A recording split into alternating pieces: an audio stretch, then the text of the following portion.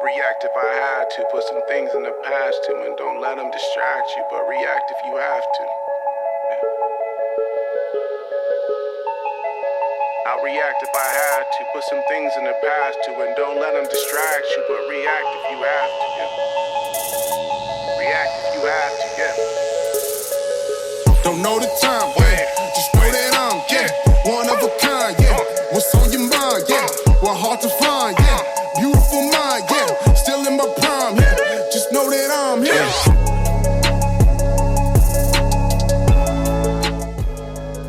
What's up, everybody?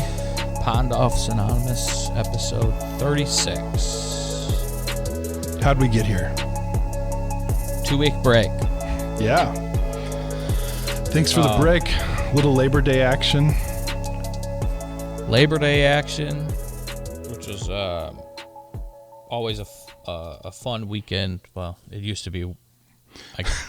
Used to be a lot. I don't know if I want to say it was a lot more fun. On paper, it was a lot more fun, mentally and right, physically, and yeah. It was a lot more fun when you could see people. By the way, I was gonna say sexually. It was not as healthy of a holiday as it is now. But no, man, I'm glad we took a break for Labor Day, and then last weekend, I'll get to that. I was up to my elbows in some new things that Ashley and I got going on. So we'll talk about that. But how was your Labor Day, man? Did you hit it hard? No. Well, sort of. We hit it hard on the house. We spent our whole Labor Day weekend working on our stupid house. So, which actually it's not stupid. Our house is cool. You see the background. It's cool. Yeah, that's a sick fucking living room. I love those windows, baby. Thanks. Yeah, but we were working in the basement, so we were gonna. Here's the deal: we were gonna go to the beach, and then instead we stayed home and worked on our house. That's called losing the coin toss. Yes, that's right. But we figure Brittany's pregnant. Everybody knows that by now. So we figured we need to get this project finished before the baby comes, just because if we don't, we'll never do it. So. You guys are, you're big into your home. There's almost a like a social group that you guys have that, and you've done a documentary. Mm-hmm. I think about the guy that designed. Talk about that a little bit for those that are we watching maybe on YouTube or see a picture. Yeah, my wife and I are big mid-century modern nuts, and so she was first, and she got me into it. And so we bought this house. We were going to move to St. Louis, but we found this house in Belleville that was sort of like our dream home. So Belle Vegas. We ended up staying, and once we decided to stay, we figured out how to be more invested in the community. And we met. Actually, that's how I met your sister. Was through. She loves to do her house projects, and they have like an Instagram, and Brittany does too. And so yeah, actually Britt hung out with your sister last night and another friend, and I stayed. My condolences. Yeah, and I stayed home and played guitar and cooked a ribeye on the grill. So it was nice. Now that's a fucking Friday night. Yep. And yeah, man. So. Now, I did do a documentary about the guy who built the house here. He's one of the main mid-century modern designers for this area. And Channel 9 in St. Louis, their PBS affiliate, has done some stuff about him too. So his name's Charles King. So cool, man. Yeah. It's on Amazon Prime if you want to look it up. It's just called King. King. Yep. Awesome. Well, you guys get your projects taken. You guys do a lot of. She's oftentimes got your ass working around the house. I've noticed that. It's true. She's kind of cracked the whip on the projects. Mm-hmm.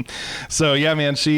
We didn't finish it. It's a lot to do. Our basement is almost 2,000 square feet by itself, so it's pretty crazy. Nice. So we still have to lay flooring and stuff and get my Bob Vila on. Yeah. Well, I love those windows, and if I had windows like that, the neighbors would get quite a show, because Blessed Sacrament's right behind us, right? Isn't that the church fucking that's here? baptized. That's where I was baptized. Yeah. So if I can look through the window and see it right now. And Yeah. thank God for the trees, because otherwise everybody at Saturday Night Mass would be getting a show. Yeah. You guys never mind. I was going to say something dirty. I don't want to. That would be disrespectful. Moving on. Yeah. I was baptized at Blessed Sacrament, and that fucking building's still staying. Beautiful church. And It's gorgeous, yeah. Except for 6 a.m. when the damn bells went off and woke me up. Oh, well. It gets. I've gotten hammered there a couple times for a couple different weddings, and also a couple funerals. So, Blessed Sac runs deep in my veins, and as does Belleville. But cool, man. I'm not trying to quiz you about your house, but I love your home, and I like to hear you talk about it. And it's I know how much you and your wife are. You said mid-century modern nuts. So, Yeah. I'm quoting you. Little nutty. Yeah, and I know that my sister and her husband are kind of in the same. They're nuts, I can tell you that. But I guess they're in the same boat. So last weekend, Ashley and I were really the last couple weekends we've been up to our eyeballs in fucking house hunting, and I don't know, something about last Saturday. We felt like it was the day, and we actually did. The market is fucking nuts right now, right? Yeah. Interest rates are super low, and there's reasons we're a year to 2 years outgrown our townhouse, and as Charlie gets older, the house begins to shrink. Mm-hmm. So we've been looking. Some things happened, and the interest rates are so low, and if we were looking to buy a house and do this again in 5 years, it's probably not the best time to buy. From what I've been told, I'm no, real estate fucking HGTV mogul, but we're looking for a home that's probably gonna be it.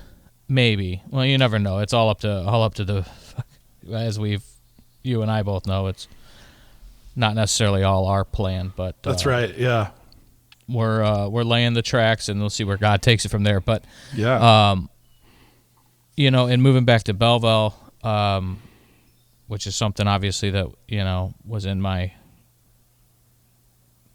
DNA and just every fiber of my being, not necessarily in my wife's DNA. Right. Yeah. Being from Southern Cal and a Midwest St. Louis transplant, her work's in the city here, and my business stuff is over here. Home base is over here. I'm in Illinois often, but it's not far. Webster's not far from Belleville. We found a house in Webster. We're in the process now of that whole deal, inspections and closing and all that shit. So we're just keeping our fingers crossed and see how it goes. But Nice. But it's a crazy. I haven't done it like this. House hunting, if you will. Really, in these last 2 months, you get fucking addicted to Zillow. It's like a porn addiction. You're scrolling through all these homes. It's a little invasive, but then you get to it, and you just, next thing you know, you're on Zillow for hours and hours each night. And Yeah. there's a couple other ones, but once we made the offer on this house and it was accepted, you gotta I mean, the play here is to get the fuck off Zillow. Like, you don't, Right. Yeah. you know, you don't pick your, your That's a girl, and then you're not supposed to at least pick your girl and then, go back to the fucking tavern and try to find a better one. I mean, that's, Yeah. You're staying on Tinder, still right. trying to swipe right. I'm so glad, as an aside, I'm so glad that I never had to do the Tinder thing. Oh, God. Yeah. That sounds awful. Yeah, it wasn't. I never did it. Some girls in my sisters, right when I got sober, were like pushing me on the dating game, and I was like, no, I'm fucking getting my shit right. And they made a match thing for me. Oh, yeah. And it was so. I mean, it was just fucking. It's so not me. It's God bless the people that do it, but I think all I put. I mean, you write about yourself, right? Well, I'm a recovering alcoholic, just got out of rehab. Like, who the fuck's gonna swipe that one? You know what I mean? Yeah. I did remember I said I'm more of a lazy river guy than I am a tidal wave guy. But I think I did that for like the free trial, and then it was just I would log on to it once a week, and it was just I felt it just wasn't the way that I'm comfortable meeting a girl. So I just went back to the bar and started chasing around bartenders. Like, yeah. In fact, I felt my comfort zone, baby. Until I found what's her face at church, and then that's all she wrote. Probably maybe where I should have been hunting. Hunting, that's a bad term. Sorry, I just pissed off all the feminists there. But anyway, so yeah, breaking this Zillow, addiction. I mean, I get pick your phone up and you're like automatically your thumb wants to go right to Zillow, and you can't do that. So yeah, back to porn it is. And when in doubt, just go back to the smut. That's the saying. But speaking of houses, Jeff, like one of the and to kind of get into what the fuck this whole podcast is about, we both fell in love with this house, right? That we've had an offer accepted on. We're not. The race isn't over, but we got a comfortable lead. Just don't blow a tire, and we're gonna take the checker flag. This is a NASCAR reference. But I look back, to the place I'm in now. I've been here for 6.5 years since I got out of rehab, and it'll be sad leaving it. Like I've told the story before. When I got out of rehab, I was in St. Louis, and I immediately went to my mom's and stayed on her couch, which she thought would be for like a night or two, and she'd cook some dinner. Nobody knew what to do, right? I didn't. And I had a house back in Belleville where my roommate was living, and it was time to. Everybody's fear was I'd go back there and it'd just be my roommate drinks a lot, and that's his thing. It's not. So it wasn't his fault that I was drinking, but they didn't want me to go back into my mom was cradling like an egg. It wasn't a healthy environment for me to go back to newly sober if I was going to be successful and stay the course in recovery. So I 1 week turned into 2, and I'm now at my mom's for 2 weeks, and I start talking to my buddy. He's like a brother, my roommate, and I'm like, we can get rid of this house, but I don't want to put you out. And so him and I start, he was like, no, I understand completely, and found himself a place. And as I was doing that, I was like, well, where am I going to go? I'm not going to, 30 years old. I live with my mom. Although, she was making it kind of hard to leave, doing my laundry and cooking for me and doing all those things. But, eventually I just can't. So I couldn't live with my mom, but I decided to move next door. There you go. So I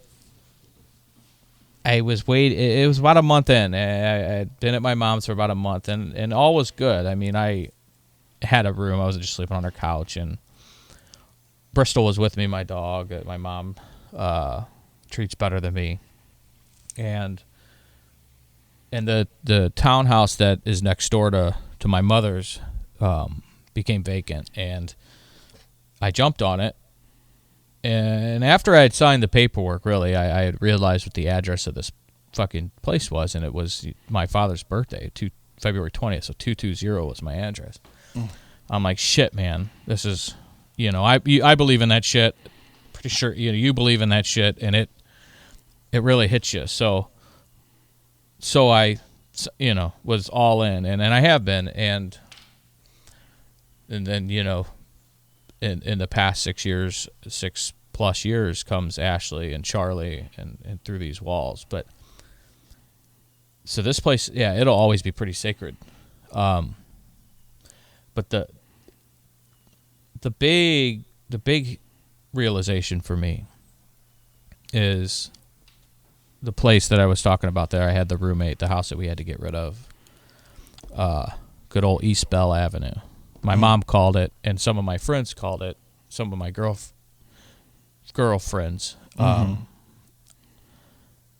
friends that were girls, right? Called it Hell Avenue, East Hell Avenue, because it turned into quite the fucking shithole as I downward spiraled for 22 months, I'd say, after my old man died. And looking back from that place to where I was and the way that I was living to now at the home stretch of Ashley and I purchasing our first home together, that's got a big fucking front and backyard with Charlie, and it's an older home, but not to sound like a fucking chick here, it's a beautiful fucking house, man. Yeah. And to recognize the contrast, it really hits me. The first emotion I have is I'm just so fucking grateful for God first, because without God, I'm not sober. And then, second, I'm so grateful for my sobriety, and what my sobriety and my recovery story has been able to do in my life, and help. It's been able to drive in my life. The most important thing is what my sobriety's been able to fix and relinquish in my life. I've been able to unlock and break away lots and lots and lots of fucking chains, man. A chain of, like, if you picture me with 100 fucking balls and chains around my arms and legs of grief, of anger, of physical health, mental fucking health is,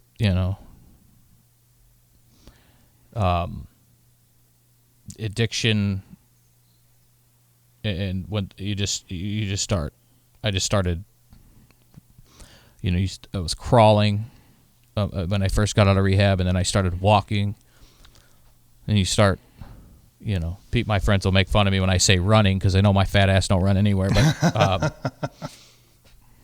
But but I feel like I'm soaring, and it's I don't even like to say I'm so full of gratitude because it sounds like a fucking cliche, but I am fucking oozing gratitude, and it's a big deal for us. I used to, and anybody that is listening that's in recovery, or if you're a mother or, friends and families of someone that's really, really fucked up right now, the addiction comes first. So you start seeing the body go, the mental and physical health go, but you also start visibly seeing their homes go, for me, to put it this way, you wouldn't, you drop some food on the floor or something, fucking 3-second rule, a little dirt. Right. Yeah. Yeah. You wouldn't, you wouldn't do that at the house. When I finally vacated it just let it go. I went from never sleeping in a bed, literally passing out on a floor or the couch, one of those two spots, a couple times on the floor in the bathroom. But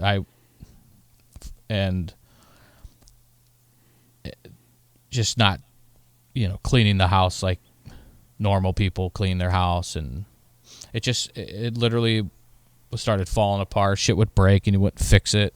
I'd smash some windows and fucking tape them up, punch holes in walls and doors and not give a fuck about fixing it. Were you renting this place? No, we owned. I was going to say, you were not getting your deposit back if you were renting that place. Yeah. Yep, that would have been an automatic. I wouldn't have figured that into the next place's budget. But man, it was there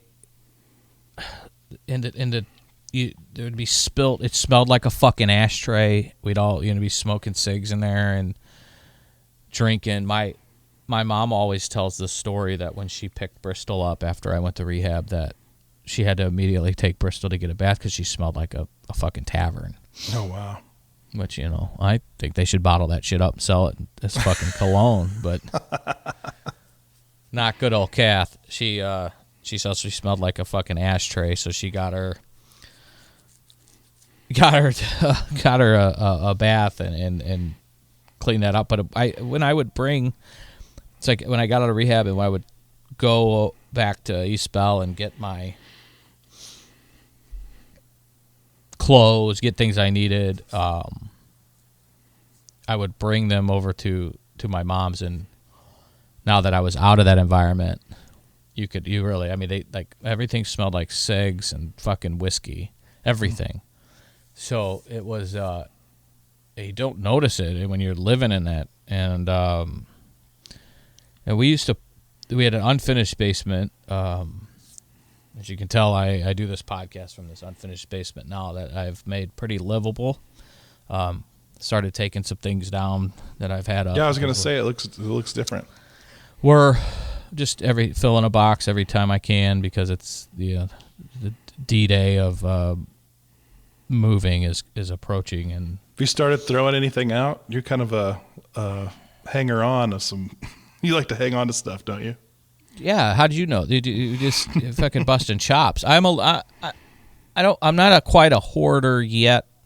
My grandma Tootie, man, and my grandfather. You can ask my older sister about this. They kept on to some shit, and so it's a little bit genetic. But now I see fucking Charlie not wanting to throw things away because they're sentimental. Oh yeah. And I'm like, oh shit, here we go. He's got the bug.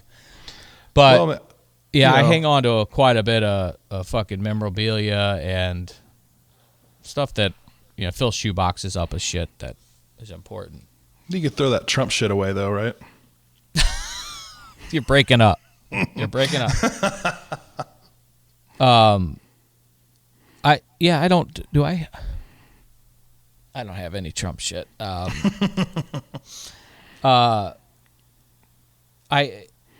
So this basement. You could keep it if you need to remember your mistakes in life. That's fine. See, I'm not even gonna take the bait because Good.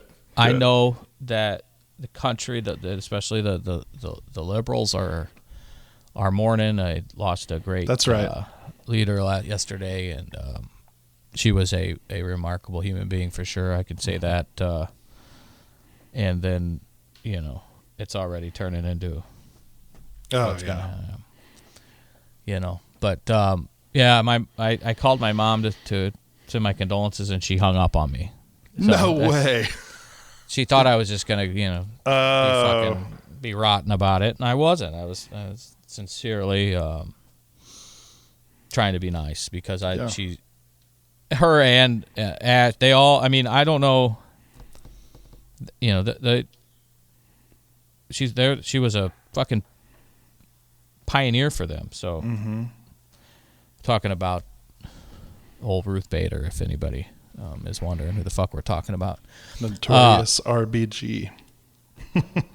Our friend Stephanie, dog is named after her, and yeah, I had to do a wellness check on her ass last night.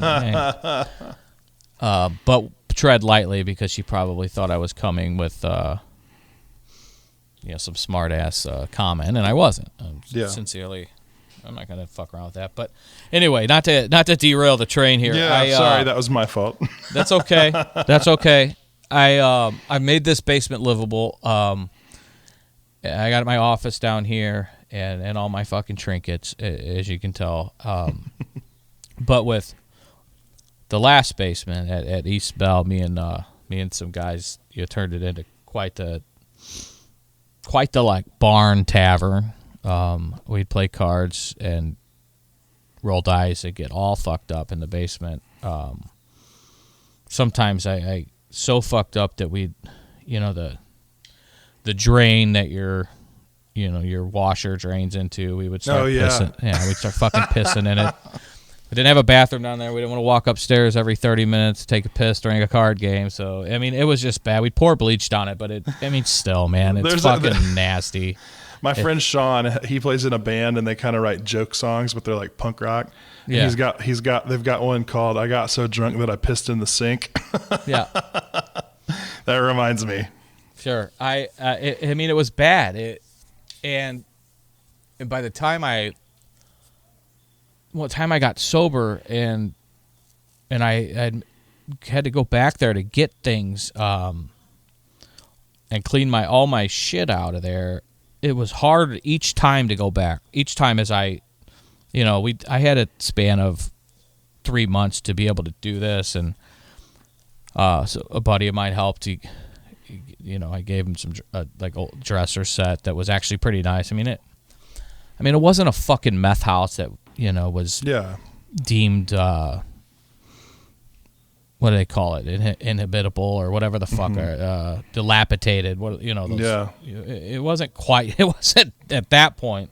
Although some of my girl friends would give me shit that maybe it should have been, but it was. It was on its last leg for two, pardon my buddy, full blown fucking alcoholics that, and for speaking for myself, didn't give a fuck about anything besides getting drunk. And I would wake up in the morning and my drink because I never go to bed without a cocktail. My drink that was about half finished when I passed out, and then my ice would melt, so that it was full of a blend of whiskey and water, and whether it was diet soda or club soda, I'd throw 2 more ice cubes in it, and that would be my morning drink as I was like picking myself up off hair the of floor. the dog, huh? Yeah, and then I'd take a couple shots of Pedialyte, and I'd be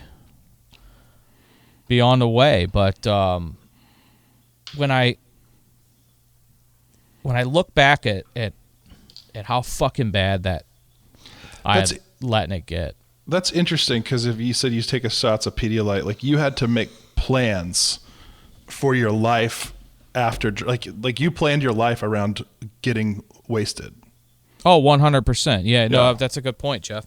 Yeah, I would have, a couple things in my fridge. It was Friday's pizza, beer, because you never know if you needed a cold beer. Even though I was a whiskey drinker, there would always be some beer in the fridge.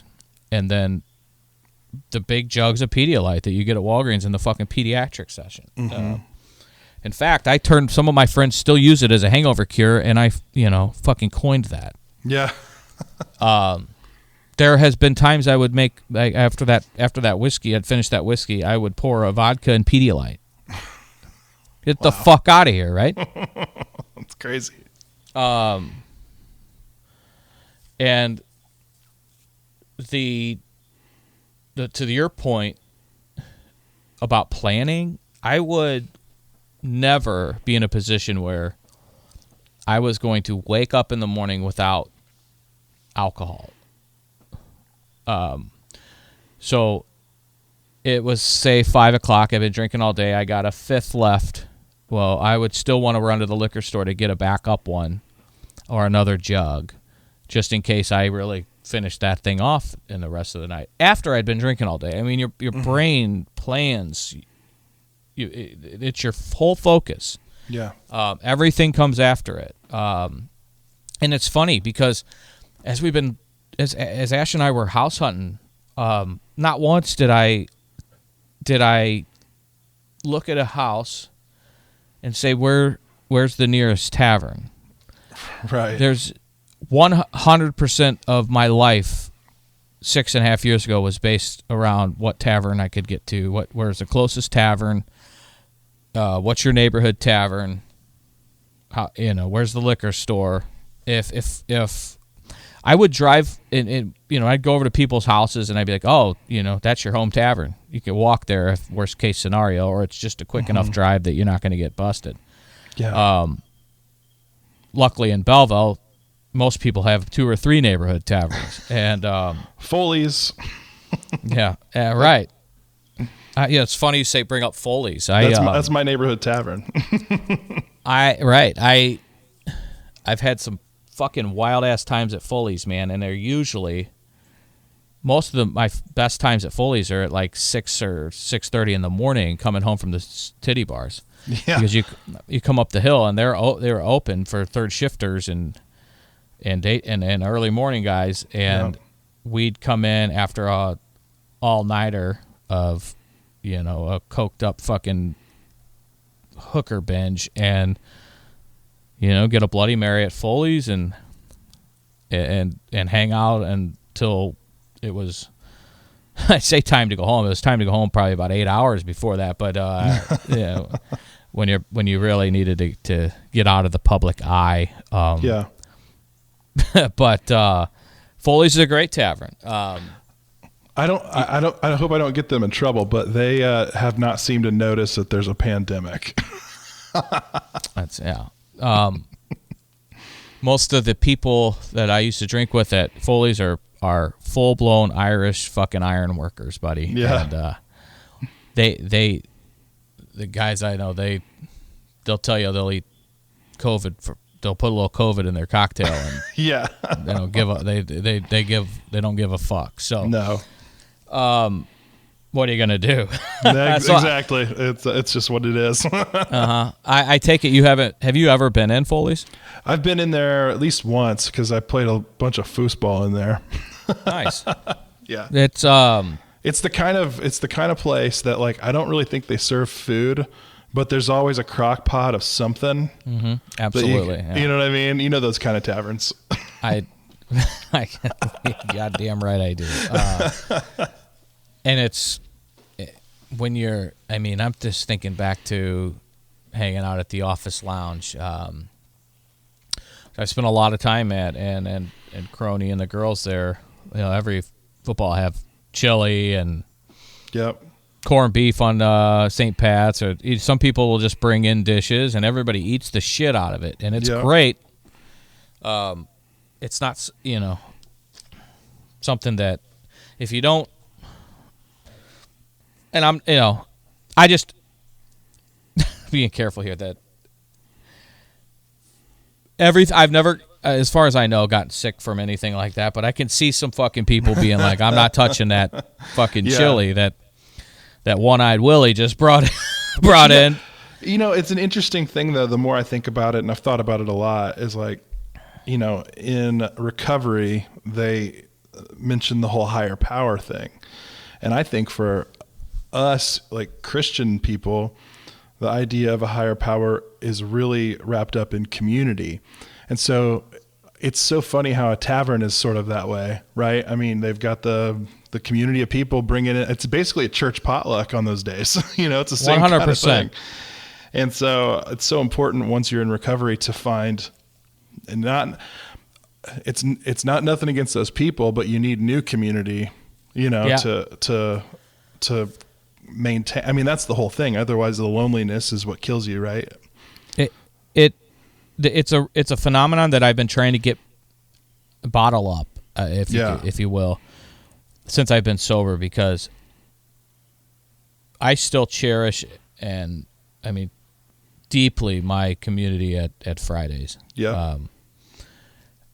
And lifelong relationships. And I how much I cherish the community and the relationships I've made at the gathering. So right.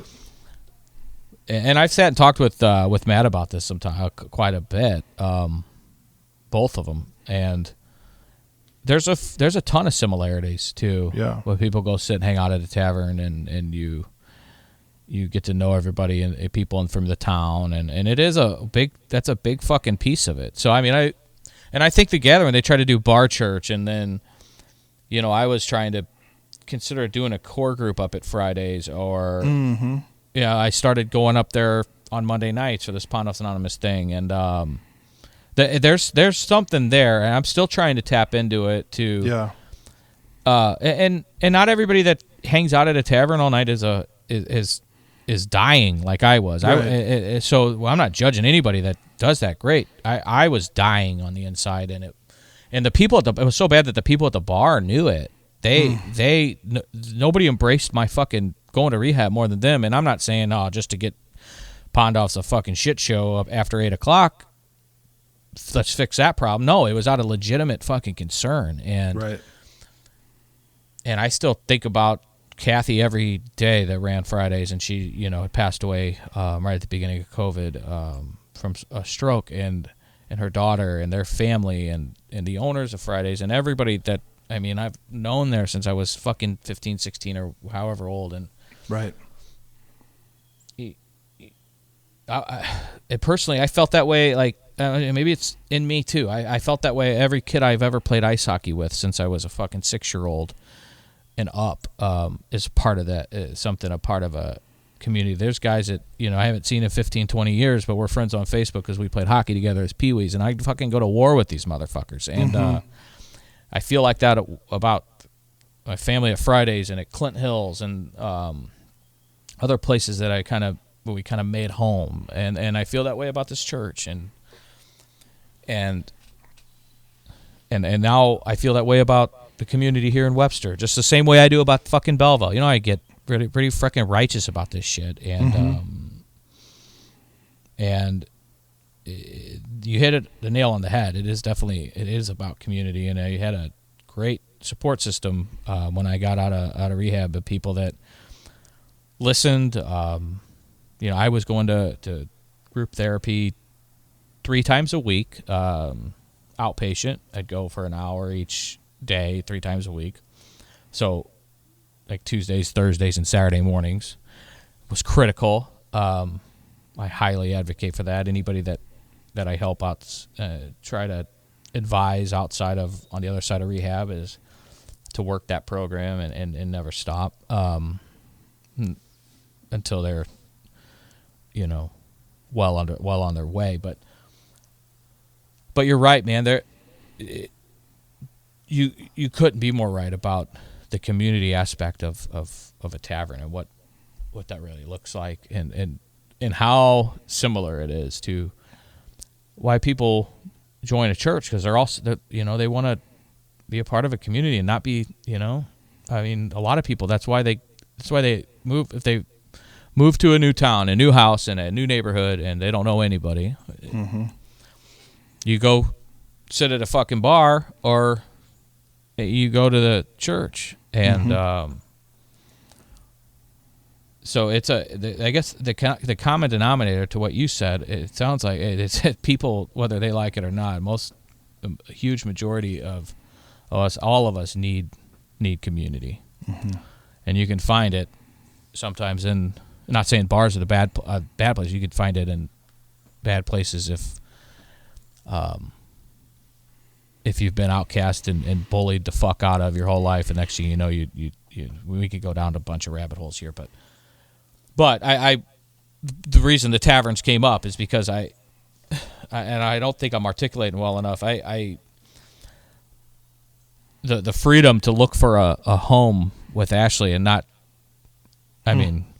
be concerned about what bar I could walk to is something that I didn't experience, and it's laughable how big of a role that played in my life when I was moving around. Even in college, you lived in a different apartment each year, and can I get to Jillian's in a fucking minute? Can I get to Tumble in a minute? Yeah. Where's the liquor store? I had it mapped down even in Champaign that Champaign stopped selling booze at midnight, and Urbana stopped at 2 a.m. So if it was after midnight, I had to drive a couple blocks because I lived right on the fucking border. Yeah. But I had that down to a fucking science, and so talk about dictating, your life. I still, as I talk about it, am like, what the fuck, man? It's insanity. I will say the new house is still within walking distance of Olive and Oak, and good, nice. It's like really close. It's closer to the O&O pizza side. So okay, I'm going to try to make the rule, Jeff, that if I'm going to go up to O&O for pizza, that I got to walk back and forth so I can burn some of those cows. Good call. I got to tour the new place the other day. It was, man, I haven't been in there. I hadn't been into the new one yet. It's awesome. Pretty fucking sick, ain't it? Yeah, I saw that, and I saw the event space and blah, blah, blah. And if we get Jen Hinkle on this podcast, we need to just go on site and do it right there. It's going to happen, man. She said she'll be ready soon. She's great. She's a great person. We'd tell them we'll start doing the podcast up there all the fucking time. Yeah. We'll sit there and drink well-being and go for a couple burgers. Yeah, exactly. I still haven't had an Olive and Oak burger. I got to make that happen. Get the fuck out of here, man. I know. Don't say that out loud. What a failure at life you are. Jeff. I know. I keep hearing nothing but good things. Just grab some and take them home for you and Brittany. My friend Dave is a vegetarian, but he will break that to get an Olive and Oak burger. Mutual friend Dave? Dave Merrill. Do you know Dave? Yeah. He's a fucking vegetarian. Yeah, but he'll eat an Olive and Oak burger. That changes everything. Well, it does say how good of a burger that is. Anyway, that's true. Absolutely. I keep leading us off the wrong path here. No, it's good. It's good. It's good to be back. Good to talk with you. I love catching up with you on the podcast.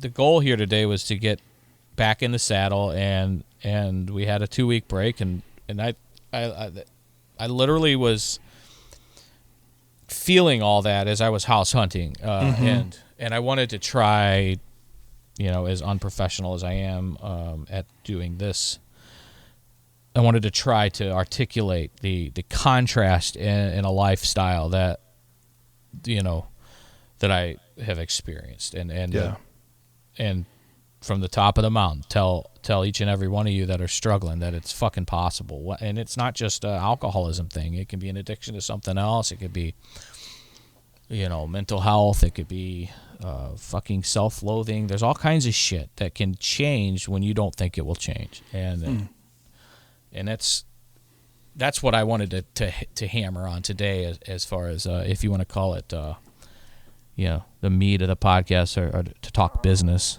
if you will.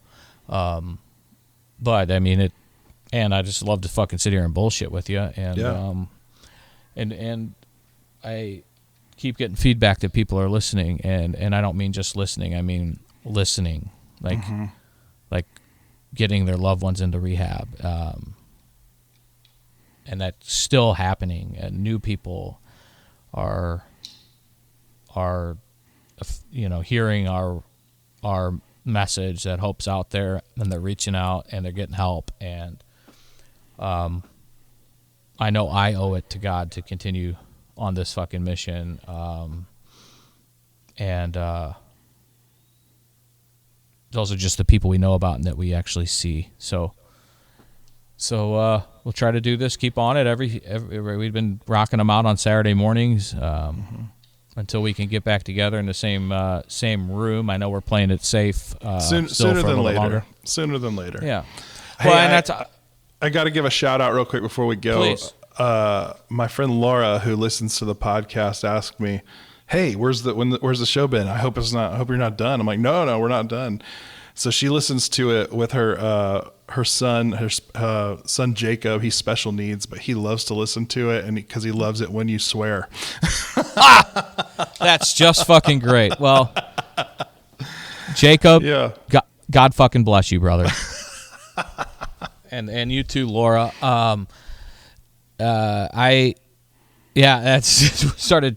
I got terrified for a second when you said that her son loved to listen to it, and then I'm glad that's why he likes to listen to it. Well, that's good. You tell her hello and thank you for being our eighth listener. Yeah, no, Jeff. So it's always the thing, man. And I'm conscious. Ash was asking me if we've talked about doing it. If we talked about doing it live together, and I said, Ash, Jeff and I are just friends.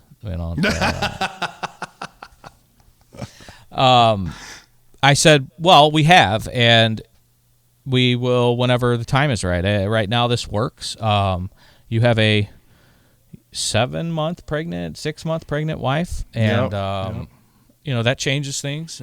So, she's the fucking boss. We know that. So, and you can tell her I said that.